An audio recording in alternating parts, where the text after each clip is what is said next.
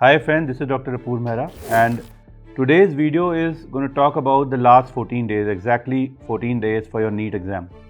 You know, a lot of students feel that there's a fatigue and they lack energy to prepare at this time in the last run. And you know, the two reasons which I can relate to why you will have fatigue. Number one, which I will rule out for yourself, that you are not passionate about something. अगर आपके अंदर जुनून नहीं होगा, वैसे थके होंगे. अगर आपको कुछ करना है, अगर आपको उसके अंदर जुनून है, पैशन है, तो आप उसके लिए कभी थकेंगे नहीं. एग्जाम्पल देता हूँ मैं.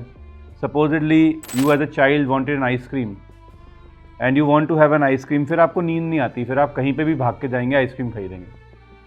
सिमिलरली आपकी बैटिंग है, मैच इंपॉर्टेंट है, तो आप बैट उठाएंगे, रन मारने पहुँच जाएंगे.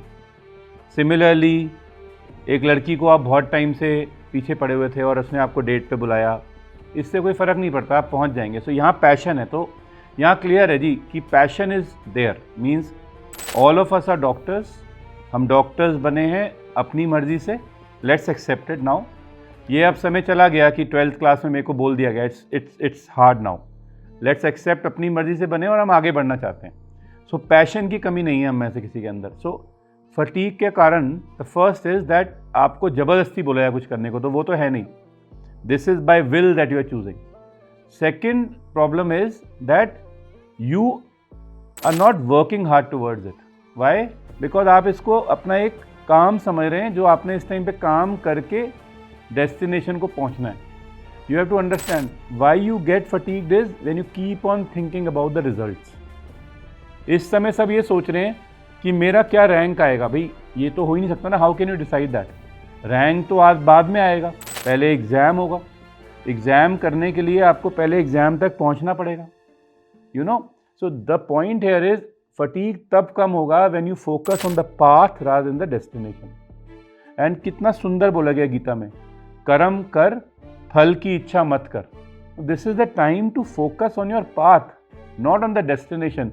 एंड आप देखिएगा, as you will keep on travelling on the path, you know, you will have more and better idea about the path and how to negotiate it. You need to learn to negotiate it. You know, there will be some hindrances. That's okay.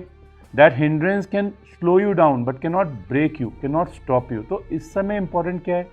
इस समय important है कि persist किया जाए. इस समय important है कि डट के खड़ा रहें. इस समय important है कि हम लड़ते रहें. इस समय अगर आपको कुछ halt कर सकता है तो वो आप खुद हैं. अदरवाइज़ कोई भी इतनी बड़ी हिंड्रेंस नहीं हो सकती जो आपको इस टाइम पे रोक दे. तो दो चीज़ें, जब आपके अंदर जुनून है, पैशन है, वो तो ऑलरेडी है. तो आपको अपने आप को याद दिलाना है व्हाई यू स्टार्टेड दिस.